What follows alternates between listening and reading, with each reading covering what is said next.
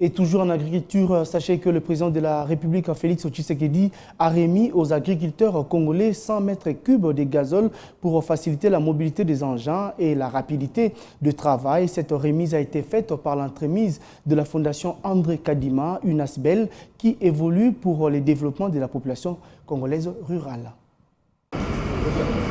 Dans la perspective de booster le développement de la RDC par la terre, au travers de l'agriculture, le président de la République Félix Tshisekedi a remis par l'entremise de la Fondation André Kadima 100 mètres cubes de gasoil aux agriculteurs congolais pour leur permettre de faire fonctionner les engins motorisés dans leurs champs. Pour 1 hectare, ça fait 20 litres de gasoil.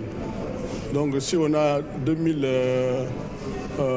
litres de gasoil, on a 100 hectares. Donc faites les calculs. Ce qu'on nous a donné comme produit, les 100 mètres cubes en argent, ça représente à peu près 150 160 000 $ que l'État a donné comme don aux agriculteurs du Congo. Donc je parle de gens de confession religieuse, je parle de CONAPEC, je parle de catholiques et je parle de Copemeco.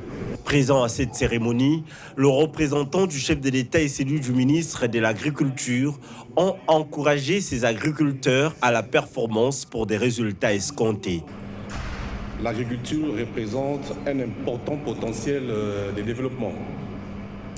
Et comme vous le savez tous, le chef de l'État ayant une vision pour le développement de ce pays a tenu de manière personnelle à accorder ces dons aux agriculteurs. Le ministère de l'Agriculture a bénéficié d'un don de 100 mètres cubes de carburant du président de la République au bénéfice des ménages agricoles. Une initiative qui vient une fois de plus booster l'émergence de l'agriculture en RDC.